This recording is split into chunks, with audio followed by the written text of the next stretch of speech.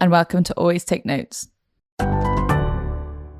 Hello listeners, you may remember that a few months ago we made some improvements to our Patreon offering, refreshing our package of successful pitches for people who support Always Take Notes. Since then, we've been so delighted to see more people join up. We've loved hearing from you about how useful you found the package and the podcast, but we're really keen to keep expanding the benefits available to all the people who support us. So with that in mind, we've added 40 new pages of material to the package, including pitches to the New York Times, the Washington Post and the BBC. This means the whole compendium now runs to a whopping 160 pages. And we're excited to announce that for people who contribute $10 a month, we're also going to start releasing bonus mini episodes. If you'd like to know what these will sound like, there's a sample episode with Lee Child that you can listen to for free on our Patreon now. Thanks to the help of our sponsor, Scrivener, the first 10 new sign-ups at $10 per month will receive a lifelong license to Scrivener worth £55.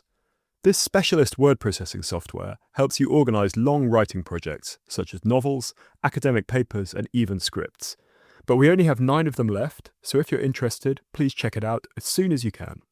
These are just a few of the updates we've made to our Patreon offering. So if you'd like to find out more about how to get your hands on an ATN mug, suggest questions for upcoming guests, or join a monthly call with us to workshop a pitch, head to www.patreon.com/alwaystakenotes. That's www.patreon.com/alwaystakenotes. And thanks so much again for all your support so far. Hello and welcome to Always Take Notes. In this episode, Rachel and myself spoke with the novelist and journalist Diana Evans. We spoke to Diana about I Want to Talk to You, a collection of her journalism, about writing her debut novel while completing an MA, and about moving between fiction and non-fiction. It's a great episode and we hope you enjoy it. Welcome, Diana, to Always Take Notes. It's fantastic to have you on the show. Can we start with I Want to Talk to You, your latest book, which is a collection of your journalism going back over 25 years. Why did it feel like the right time to look back over that side of your writing? Well, first of all, thanks for having me on the show. It's great to be here. Well, I've been writing journalism practically all the time that I've been writing fiction. And for a long time that I was writing fiction, I felt that I had to somehow choose between fiction and journalism, and that in order to write fiction, you had to have this kind of clear, pure mind that was unimpeded by any other work or focus. But I've come to see over the years that I've been writing fiction that I actually needed that ventilation that I got from the nonfiction. So we decided to gather it all together to try and show the journey of a writer from starting out as a journalist, moving through into writing fiction, and then moving between the two forms continually. I felt like the right time to do that because after 4 novels, frankly, I was exhausted with writing fiction and felt that I needed to focus on that very sort of direct address of nonfiction, which I really appreciate about the form, because you can just say what you want to say and describe what you see before you, and it has this wonderful solidity to it that I really appreciate. And is it right that your journalism career began in that you spent 2 weeks as an intern at Pride magazine and then you were immediately offered the role of culture editor? Basically, yeah, it was my first job. And I mean, before that, I had been doing some voluntary work on a local youth magazine in West London where I lived at the time. And I had been offered a 2-week work experience placement at Pride. And then it was a bit of a volatile office environment, and there were always fights, and I had a sense that there was problems in the management and it felt like it was going to fall apart at any moment. And basically, it was in the middle of my second week, the culture editor just stormed out. She just quit her job. And I just happened to be there. You know, I was the only intern at the time. And I had a call that evening from the editor offering me the job. And it meant that I had to fly to the Bahamas the next week and cover a reggae festival and interview all these reggae stars and musicians. And I was completely terrified because I didn't really have much interviewing experience at that point. I think I'd interviewed a couple of people. So I didn't understand the techniques of interviewing. I didn't even really know how to write an article. So I was really kind of thrown in at the deep end. But it was a good way to learn, and it was a really exciting world to be writing in, Black music at a time when it was kind of exploding, and there was a lot of focus on reggae, and hip hop was huge. It was kind of taken over pop music, and the Black British press was really alive and thriving at that time. So yeah, it was a really great scene to go into right at the start of my career, and I think I learned a lot from it. As culture editor, were you writing most of the section yourself, or were you also commissioning other freelancers and kind of wrangling contributors? I was writing a lot of it myself because it was quite a small magazine, and there were just a few staff, one person in charge of each section. There weren't many freelancers. I did commission two or three people to do smaller pieces, or maybe I would hand out one of the larger features to somebody else.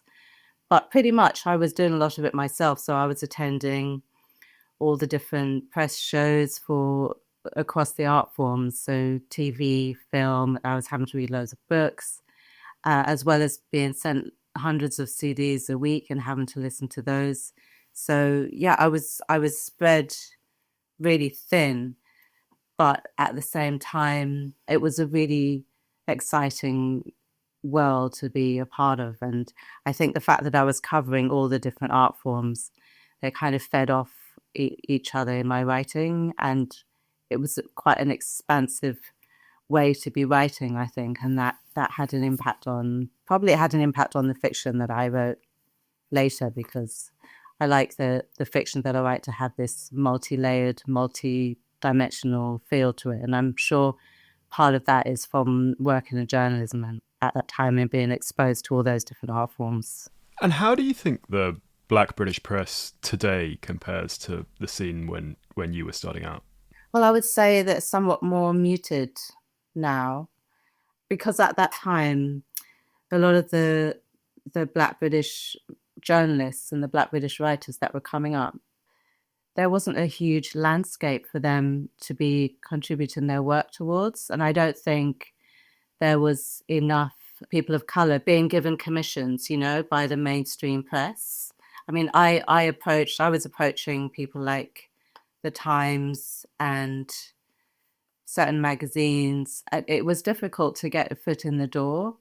So a lot of the Black journalists were working on the publications that covered the Black arts, so Black music. So there are magazines like Touch Magazine, Blues and Soul, Echoes, Trace and True, some of which are still around. But at that time, there was this huge proliferation of them. And there was also Black magazines coming out of the States where British journalists were finding commissions on, such as Vibe magazine and The Source.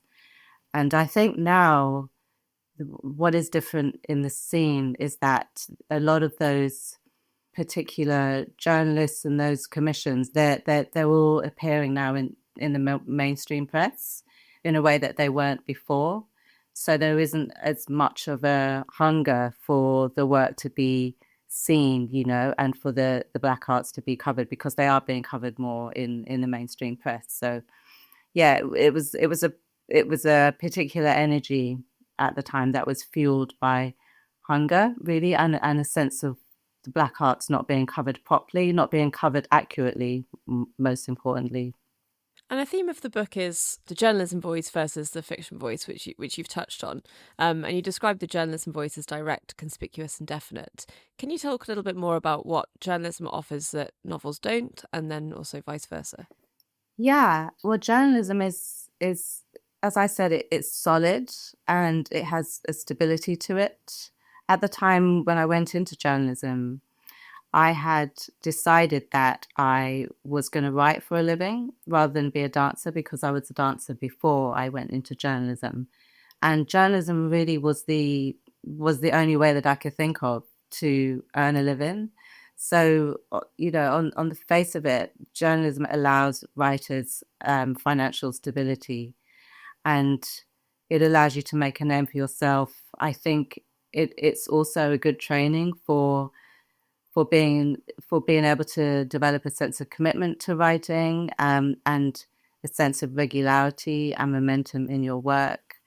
And the fact that you're being given deadlines, you have a word count, you know exactly where the piece is going to be placed.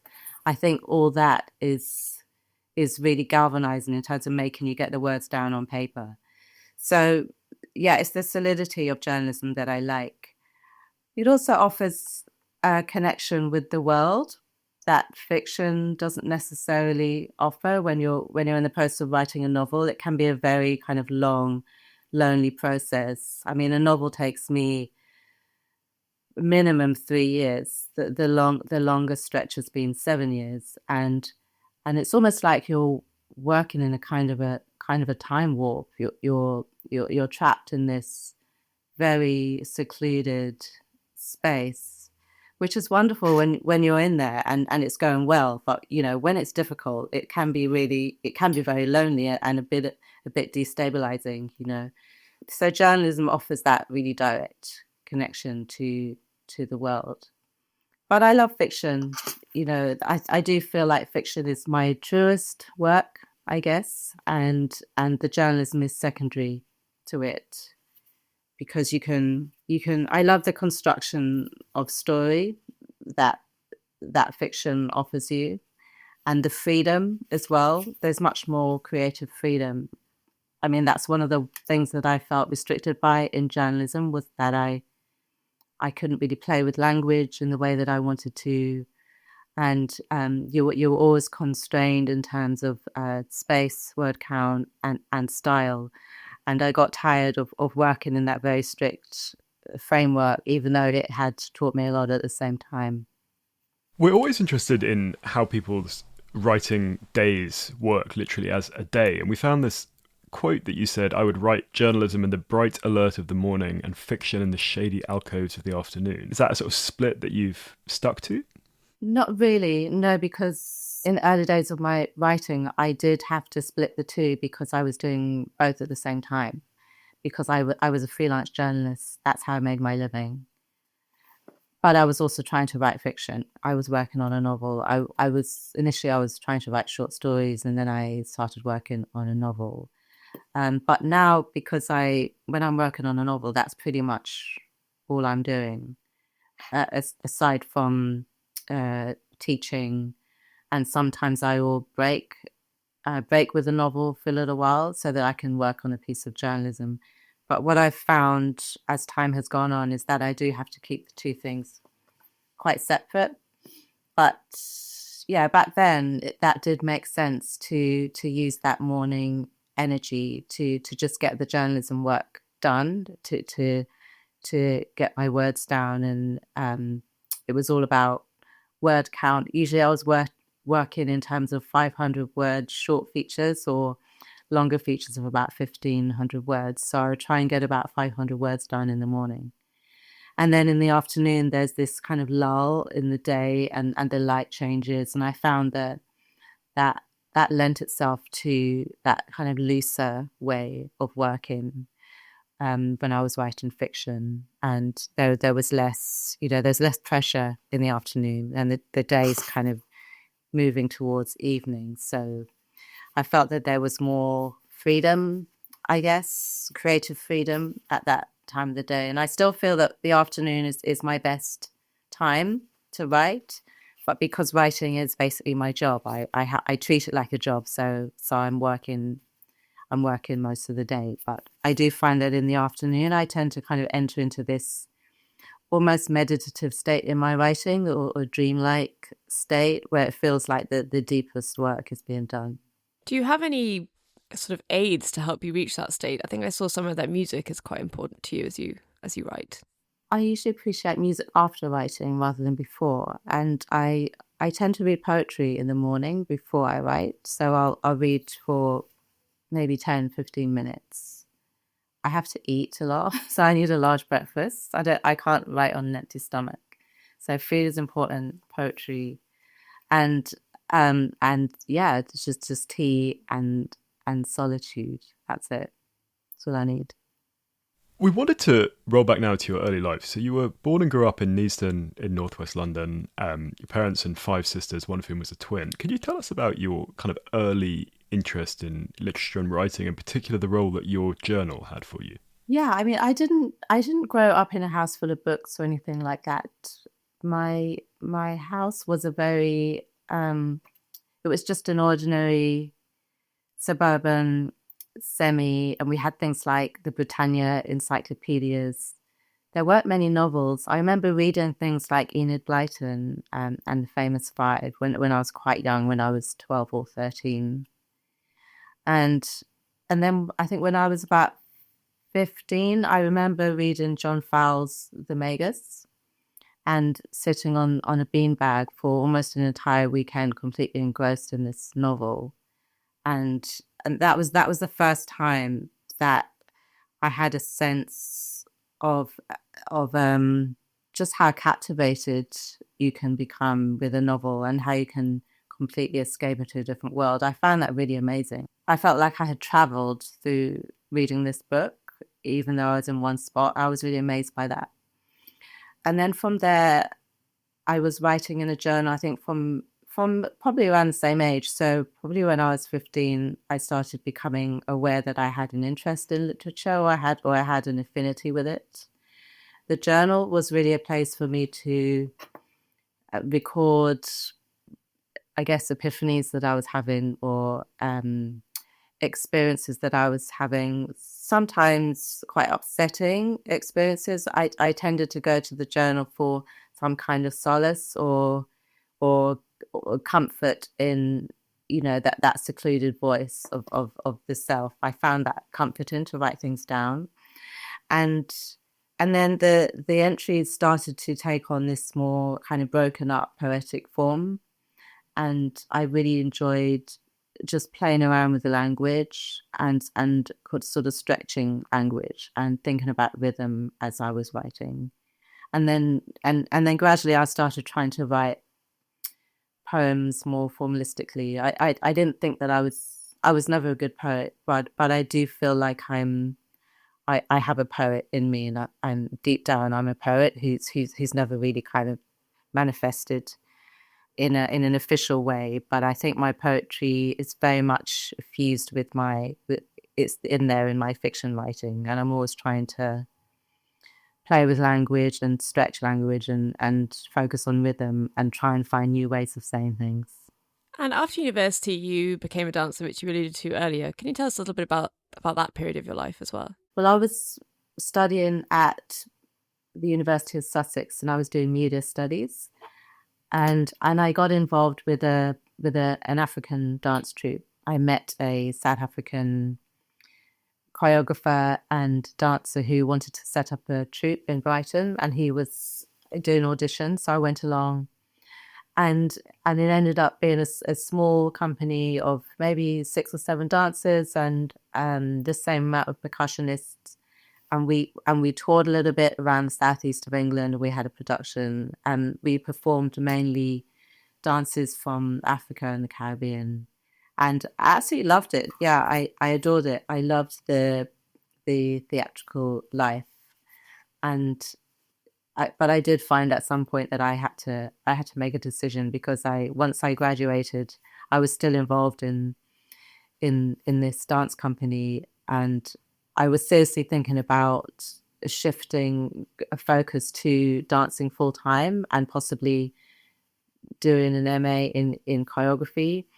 And but then, yeah, I made the decision between the two, and I chose to write. So that's when I started looking for a job in journalism.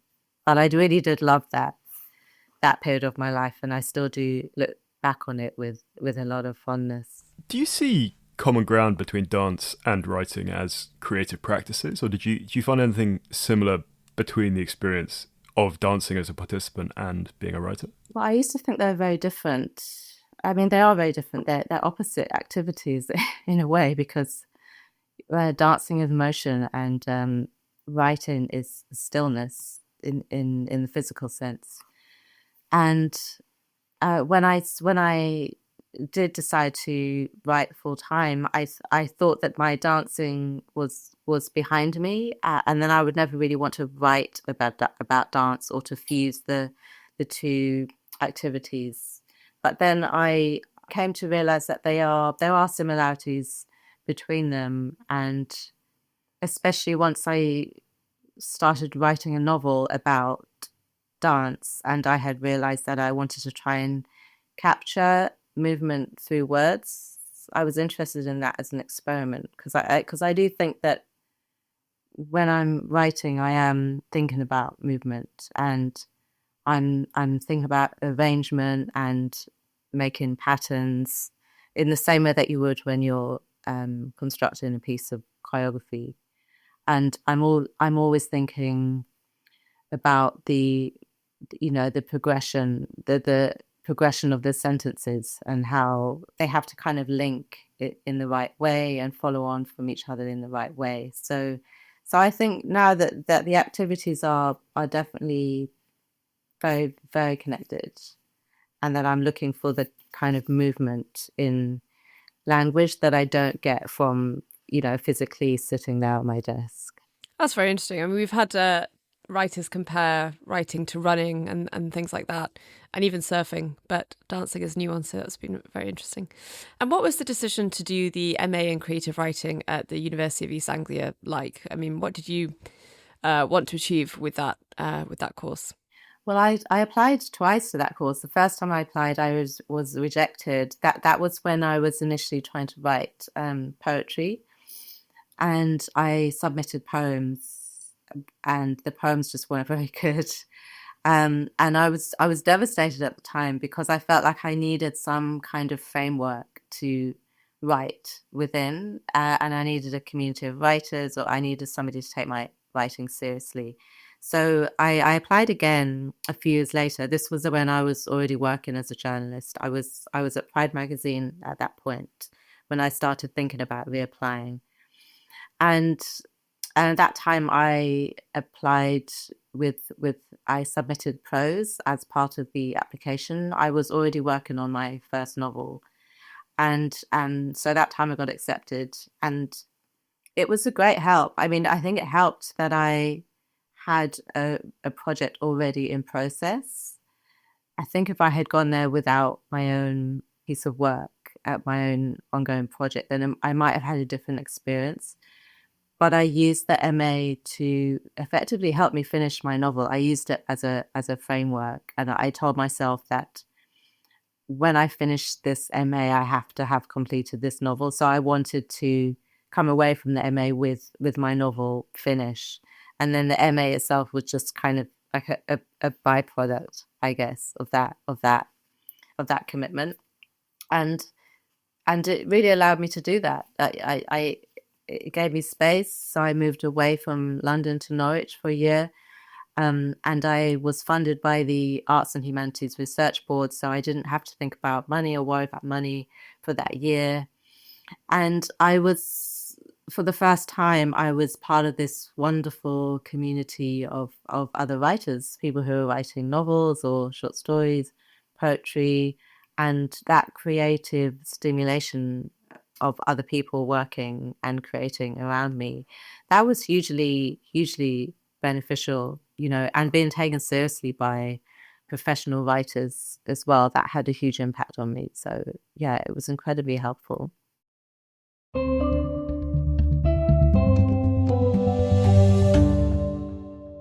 Attention listeners of Always Take Notes. We're doing a series of live events this summer, and we'd love to see you there. First up, we'll be speaking to Jojo Moyes at Hay Festival on May 29th. Jojo's novels, which include Me Before You, The Last Letter from Your Lover, and The Girl You Left Behind, have sold more than 50 million copies worldwide. Next up is Frank Close, a theoretical physicist and the author of Trinity and Elusive. His new book, Destroyer of Worlds, is a history of the nuclear age.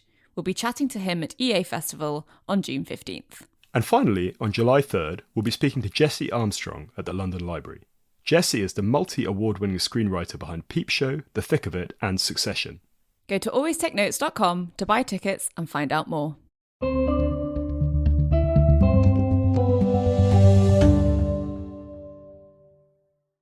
And with your first novel, 26A, we always like on the show to hear about the steps that writers took to get their first publication out in the world. So we saw that, it looks like it was kind of a classic way here that you sent out a synopsis and 3 chapters and it went that way. But just take us back to that period in your life and how the book made its way into the world. Yeah, so when I finished my MA, I basically had my novel and I sent the first 3 chapters to a few agents. I think it was about three or 4 agents with a covering letter. The covering letter was very short and succinct and to the point. I think that's actually one of the secrets to a good pitch, is just making it short and getting to the point as fast as possible. And I think I had 2 or 3 rejections, which were basically agents who wanted me to change the work too much or felt that something wasn't working about it, or it wanted me to change a character, basically things that I didn't agree with. And the agent that I ended up with was the one that agreed with what I felt about the work and what needed work. And that was Claire Alexander. And I've been with her ever since. I think once you have an agent, it's a lot easier from that point, because it's up to the agent to take the book out into the world, and they understand the process of an editor reading submissions, and they know what the editors are looking for. So once it went out on submission, I think there were about 5 people who were interested in it. And then in the end, it was between 2 major houses. I had to choose between Random House and HarperCollins. And yeah, from there, it was pretty straightforward working with an editor. But I remember once I got the deal, being it's a very tense time when you don't know, when you know that people are reading your novel and you don't know what's going to happen to it. And I remember when I got off the phone to Claire when she'd sealed the deal with my publisher, Chatter and Windus, I actually got my back just kind of snapped, and I was just laid on the floor for about 2 days. I couldn't move because it was such a buildup of tension. And my body just kind of broke down. But yeah, so once I started working with an editor, that's an interesting relationship to get used to, because the book isn't yours anymore. It belongs to the world. So I think the process of publishing it is entering into these unusual relationship dynamics where you're sharing your work and your creativity with other people who are trying to take it into the world in the best way. And you got a 2-book deal, is that right? I mean, how did that feel for your debut to be not only snapped up, but also whatever you wrote next was also going to be snapped up? Yeah, well, I had a choice. I could choose between 1 book or 2 books, and I thought carefully about that. But I decided in the end it was better to have the security of the 2-book deal, even though I didn't really have a clue what I was going to write. So it was quite worrying, because I didn't really have to give a pitch. I didn't really give a pitch for that book. No, I didn't. So I was very much thinking about what I was going to write next at the same time as publishing the first book. And I also had a baby, my first child, about 3 months before my first book came out. So yeah, it was quite a busy time, I remember. And 26A is set in Neasden, and it also features twins. You've described it as a monument to your own twin who died in her 20s. How did you decide what autobiographical elements you wanted to include in the book? Well, I had to think a lot about what I wanted the main focus of the novel to be. And it took me a long time to realize that the novel was essentially about the relationship between twins. And I've realized that the process of writing a novel is it's a long journey of trying to work out what it is, what the nutshell of the book is.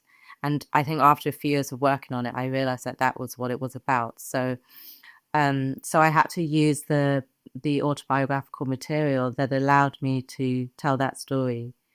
So I wouldn't say it's an exact blueprint of my life. I think it would be dangerous to say that, because there are elements in the novel that are not accurate to real life. And then there are kind of amalgamations of characters from real life that have become something else in the process of them becoming fiction. But I did draw on elements that I needed in order to tell that story of the relationship between twins from birth through to death. And the novel was featured and shortlisted and won various awards. What was that like for, again, as a debut novelist? How did you feel about that reaction? Was it a bit daunting when it then came to a follow-up, or did you just enjoy it for what it was? Well, it was all hugely surprising to me because I didn't really have any real plans for the novel. It was something that I needed to do for myself, and it was a story that I wanted to tell the world, but I didn't really think about what it would mean to publish it, let alone to receive awards or nominations and things like that. So it was all a huge shock to me, and I don't think it applied any more pressure than the pressure of having published at all, because I think once you publish, there is pressure to republish, whether you have won awards or be nominated for awards. I think the expectation is placed there by the existence of that one book. So I don't think it changed the pressure in any way. I think there's always pressure for a writer to produce the next book. But yeah, it was all wonderful. I think any positive focus on your work, or the world of responding to your work in a positive way, it's just so incredibly encouraging and validating. And I think more than the prizes, I think the most important feedback for me from the world has been when people say things like, "Oh, that book helped me in some way," or "that book helped me through depression," or made me feel understood. Those kinds of moments are the most important responses to me. With other writers we've spoken to who had a big success, particularly at a relatively early stage in their life, they've said that sometimes there can be elements of envy that they've encountered from other authors and stuff like that. Was that something that you were conscious of at that time? No, not really. No, not at all. Great. That's always good to hear. Could we jump ahead to Ordinary People in 2018, which you described as a portrait of troubled couples in a troubled city? How did you come up with the idea for that, and to what extent was Updike's Couples a point of departure for you? Well, Updike's Couples was probably the moment where I realised that I wanted to write about the domestic lives of the Black British middle class, because there was this complete absence of it. So reading Couples validated that desire. It made me see the absence very clearly, because I hadn't seen people of colour written about in this way, in terms of focusing on their ordinary lives and the domestic world around them. But there were also other books that I read that had an impact, like Leo Tolstoy's War and Peace and Claire Massoud's The Emperor's Children. There was a series of books that I was reading that kind of whipped me up into wanting to write a novel that was set in London and was a portrait of London, but focused on 30-something Black British middle-class people. So I knew the kind of book that I wanted to write through my conversation with these other books. And it took me a while to find the story and to find the characters. That's why it took a long time. For some time, it was a ghost story as well. It was a haunted house story. So that's partly why it took 7 years, because I was kind of stuck for a while between whether I was writing a ghost story or whether I was writing this gritty London portraiture novel. So, and in the end, I realized that I could do both. That then it could be one book. Eventually, it came together, sort of right towards the end of the 7 years, maybe like year 5 or 6. That's when I realized that it was actually going to work. So I was working in the dark for a long time.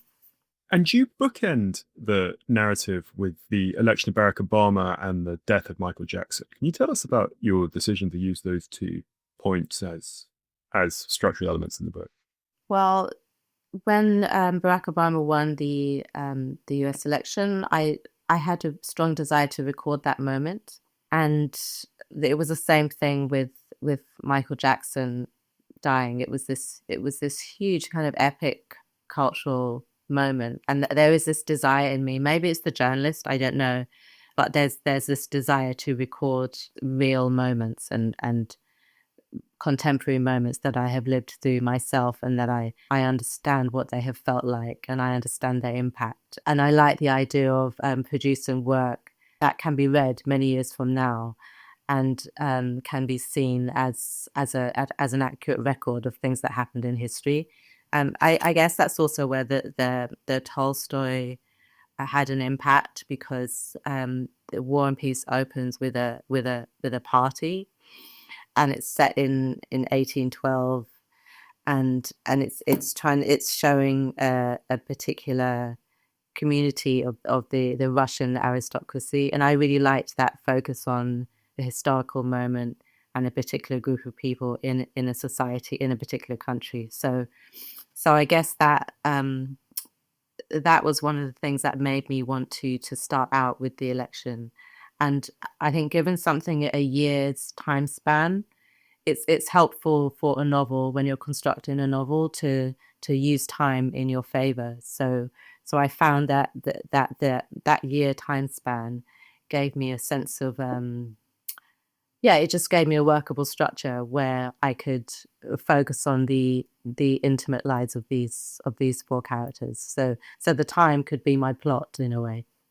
It's a very useful tip for novelists. And over that 7-year period when you were working on it, I mean, can you tell us a little bit more about what it was you were doing on the page that was helping to kind of restructure it and get it into the shape that you wanted? Yeah, I think it went through about 4 drafts, Ordinary People. And when I'm working on a novel, I tend to do an explorative draft, what I think of as an explorative draft, where I'm not thinking too much about the story. I'm just exploring characters or possible scenes, and that draft is a lot shorter, so it's maybe 30,000 words, and then I stop writing that draft when I've reached a point where I can't really do anymore, and unless I know what I'm doing. So then I take a step back and time off, and then I go back to that explorative draft and sort of trawl through it for material that I can use, and then I take elements of that material, and then I build it outwards, and I keep doing that over and over again with each draft until the structure starts to form. So I think the structure came together in probably the 3rd draft, where I had these elements that were working and that had been built into scenes, and I remember reading somewhere once that there are between 6 and 8 major scenes in a novel, and that has really stuck in my head, because once I have a sense of what those major scenes are, then I can arrange them in kind of a logical order that works with the vision that I have, the overall vision that I have for the book. And then I can just keep honing those scenes and link everything together. So with each draft, it becomes more and more kind of more and more clear and formed. And then the final draft is really just fine tuning. That's my favorite bit, because I can really just enjoy the language and make the language sing, and really focus on the rhythm and how it's working, and not have to worry anymore about structure and plot, which are my 2 weakest things. Just expanding a bit on what you just told us there, we always ask novelists about whether they plan their work in advance or they just kind of dive in and follow. So with that exploratory draft, I mean, do you, when you're going in at that stage right at the beginning, do you have any idea where you're going at all in terms of plot, character, beginning or ending, or is that really completely just following your nose, or is there anything that prefaces that in terms of a plan, or not? I don't really have a plan for the explorative draft. All I have really is a sense of the kind of book that I want to write, and then from there I'll do a bit of writing around a particular character that I have in mind, or maybe I'll write about an event or a scene that I know is going to be in the novel, because at that point there are things that I know are going to be there, so I will focus on those. I'll focus on the things that I'm sure about, but not think about form. I don't really think about the form or the logical order of the novel at that point. It's really just exploring. It's not until the second draft, or really the first draft, the one after the explorative draft, that's when I start thinking about planning. And sorry, love to get into the technical stuff here in questions of process, so forgive all our very detailed questions. That's okay. But I saw somewhere that you buy yourself a chair after each book as a reminder that aimless contemplation is as important as achieving. So I wondered, in between those drafts, are you kind of putting it to one side and thinking about it and kind of letting it sit and then going back to it? Or do you kind of have a more iterative, immediate approach to reworking each draft? No, I do put it to the side and try not to think about it for maybe a month, at least a month, so that I can go back to it with fresh eyes.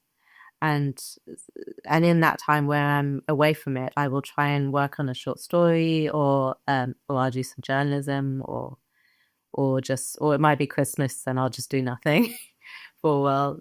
But it is really important to have that absolute time away from it, so that you can go back to it almost as a stranger, as much as possible, because there's things when you're in a novel, you just can't see the wood for the trees, and you do need to have a complete distance so that you can develop some kind of objectivity. I would say that 2 weeks is probably the bare minimum if you're really pushed for time. But I think a month is my sort of comfortable amount of time that I like to leave it for. It's a rule of the podcast that we always ask about money and how it's interacted with people's writing lives. So be as open or as guarded as you're comfortable being. But since you first started writing fiction, moving away from journalism all the time, how has and particularly when you've worked for long periods of years on books, how has the financial side of your writing life worked? Well, I've always done bits of teaching here and there, and for a couple of years I was doing writing fellowships with the Royal Literary Fund. So I was at London College of Fashion for a while, and I was at the University of Kent, and that's a really great organisation because it gives writers who are working on long projects some kind of stability to focus on their work while earning some money on the side. With my first book, when I got the deal for 26/8, my first novel, for a while I didn't have to do any other work. Really, I could just focus on the writing purely. But then, the money does run out, and you do find yourself having to do either teaching or also journalism. You can make a bit of money from journalism and events as well, public readings. And generally, the combination of those things, of the readings and the teaching and the journalism, has basically been enough to tide me over. So when I have to do other work, I do, and then when I don't, I will just focus purely on the writing.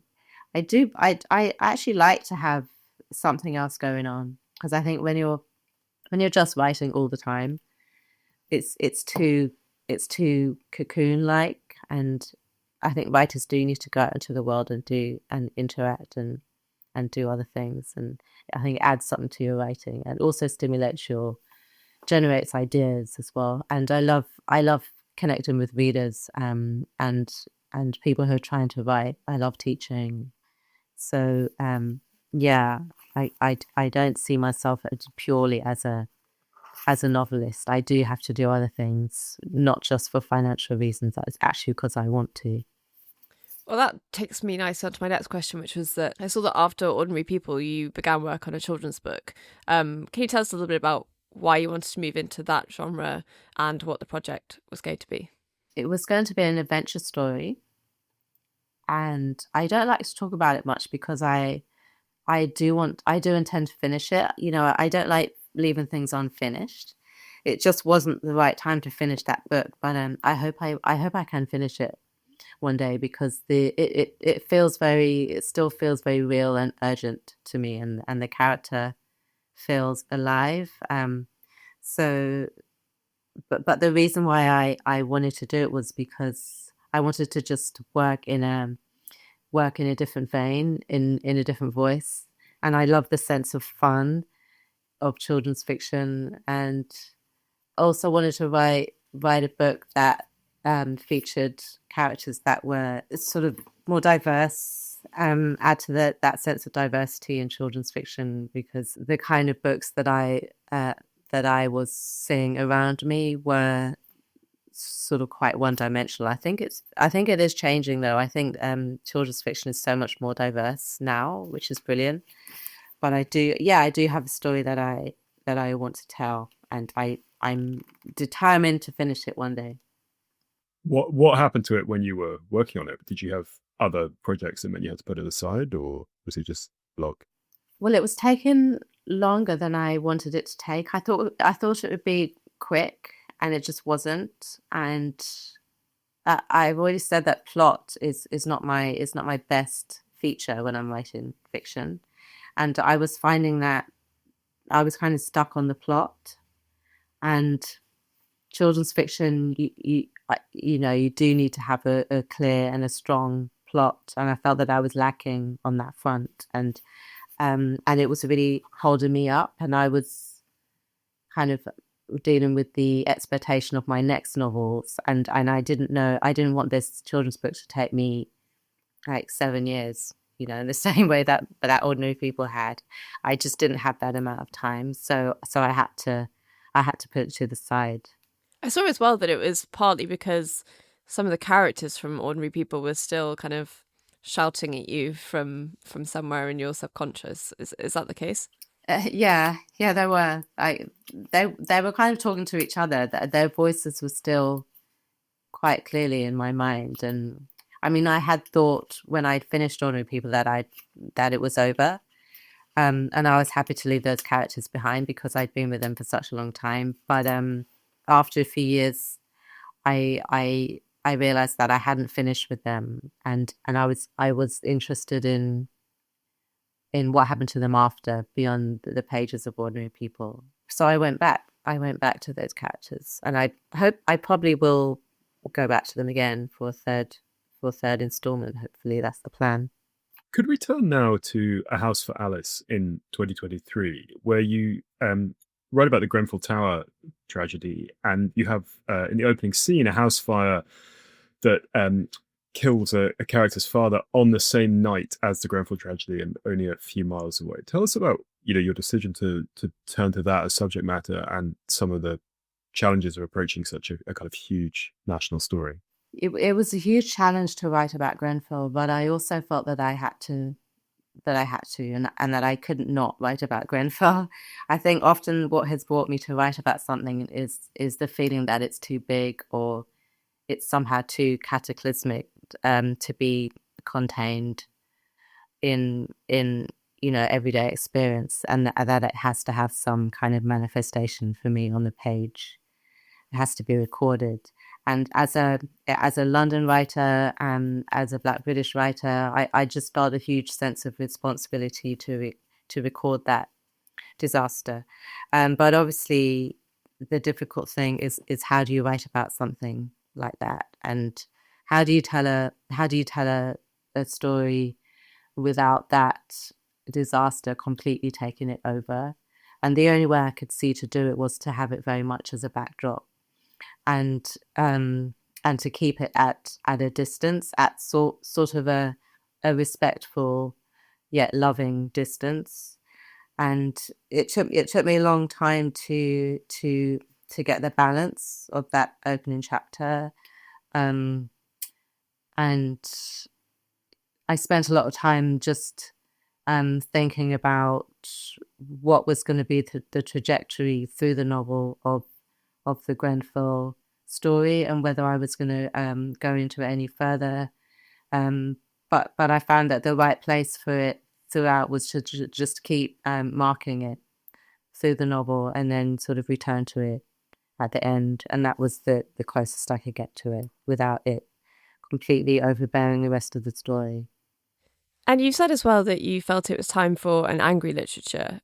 How do you create an angry literature? What shape does that take on the page and in a story? I think often in fiction, especially when you're dealing with political material, there's this requirement to keep the author's emotion out of the out of the voice of the story. And I mean, I tend to write with an omniscient point of view anyway, quite naturally. And what I found with writing about Grenfell was that I didn't find it possible to keep my own sense of anger about Grenfell out of the way that I was writing about it. So it's quite, so you can kind of feel the narrator's anger quite clearly when the sentences are focusing on actually what happened in Grenfell. So I guess that's what I mean. It's about allowing the true emotion of the kind of public emotion and the public outrage of that moment to let it just sit clearly in the sentences, and to allow the story to kind of to meet you in that anger, and to focus on the complete injustice of what happened just for a moment. And that's what I mean, because I think at that time, and even now, I feel like we're living through a time where there's so much injustice around us all the time that it's a difficult time for fiction writers to just create these worlds that are separate from that. I find that I have to keep a sense of connection, and I have to express clearly and truthfully what's going on around me. And I think a sense of anger has often brought me to the page in the first place. Anger or injustice or some kind of discomfort that needs to be expressed. We're coming towards the end of our time, but as a final question from me, when you're taking on these weighty themes, so social injustice, mental health, race, how do you approach handling them in a way that doesn't weigh down the novel as a novel, as a piece of fiction, as something to engage readers? Well, humor is helpful. I do find myself slipping quite easily into humor when I'm writing. And the characters, I write very character-driven novels. I like to put my characters through things, and I like to put them through difficult things and troubling things. But I also like them to experience lightness as well, and to experience joy. And sometimes there's a character who will kind of flitter onto the page and who brings a sense of lightness. And there's usually a character like that in my novels. So Kemi in 26A, or Nicole in The House for Alice, somebody who comes in and ventilates the darkness. So so I try and give a truthful sense of the kaleidoscope of what we are as people. You know, there's light and there's shade, and I try and represent all of that and make all of that present. And as a final question from me, I wanted to ask about how you write about London. I mean, it's a theme of all of your novels, and I wondered if there was a particular way in which you observe or research place that kind of helps add to the atmosphere of your books. Well, I love London, and I'm a lifelong Londoner, and I have a desire to create a portrait of London through all my novels. I tend to use history. I'm quite interested in weaving history into contemporary stories. So whatever place that I focus on in whatever novel, I usually look into the history of that place, such as in Neasden, the history of Disraeli Gladstone's presence in Neasden and Gladstone Park, or in Notting Hill, it was the Caribbean presence that developed in Notting Hill in the 50s and 60s. And Ordinary People, it was the Crystal Palace. How could I use that as some kind of parallel in the contemporary story? So I find that the history helps me to create this sense of layering in the story that makes it very kind of London specific. Great. Well, Diana, thank you so much for a fascinating and broad-ranging conversation, and best of luck with the new book and with all of your other projects going forward. Thank you. Thanks so much.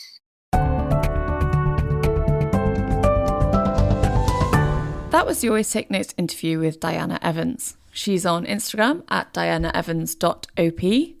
Her website is diana-evans.com, and I Want to Talk to You is published by Chatto & Windus. Before we get started with the rest of the outro, we have another Patreon to thank. So Lindsay Borgen is a writer and oral historian. She's splitting her time between Nova Scotia and Scotland. Her book, Tree Thieves, Crime and Survival in the Woods, was published by Hodder and Stoughton in 2022, and it's about the history of poaching in forests and present-day timber theft. Lindsay says she's currently researching stories about community land, and she says she enjoys the professional advice and literary inspiration that the podcast provides, and we're thrilled to hear it. So thank you, Lindsay, for your support. Simon, what was your takeaway from the interview with Diana? I thought the interview with Diana was very interesting on the crossover between journalism and writing novels, which in some ways is a really standard track. Lots of people have done it, but also they are obviously different forms because making stuff up is generally frowned upon in journalistic circles. But I'm really fascinated by that line, partly because I'm interested in trying to write some fiction at the moment. And I think it's fundamentally different, right? On a journalistic assignment, you have to kind of go out in the world and talk to people and gather information. And with fiction, you have to kind of stare down the terror of the blank page and conjure something potentially out of, not nothing, obviously, experience and so forth. But I'm really interested to talk and to hear at the moment to people who have crossed both of those lines. What about you, Rachel? Agreed. And I thought she was fascinating on that thing of using parts of your own experience and transmogrifying it into fiction. And so you're drawing on that experience and that knowledge and that kind of personal detail, but doing so in a way that isn't just purely autobiographical. And I also really enjoyed reading I Want to Talk to You, especially her experience of kind of being parachuted into this role as a culture editor like overnight.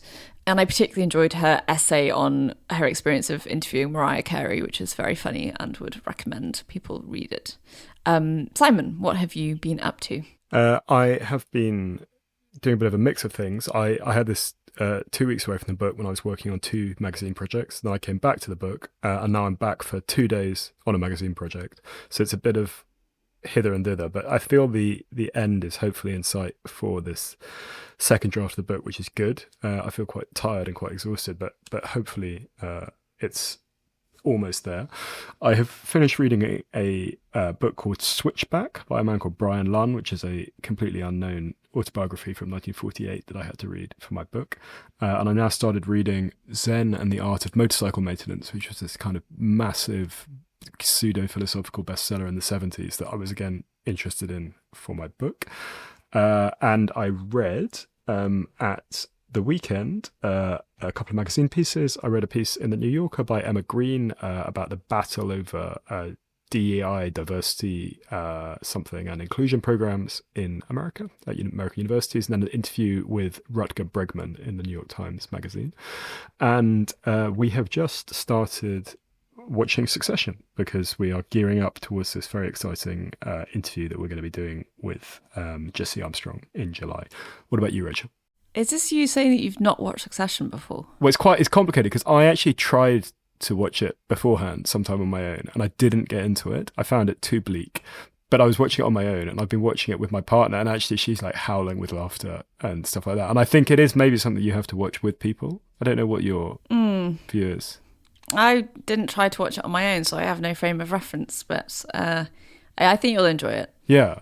It's skillfully done. Yeah. And it's sort of interesting that very, in some ways, very British humour being brought to bear on a kind of American mise-en-scene, right? Very much so. You can see and hopefully we'll get into it in the interview, the line from things like Peep Show to Succession.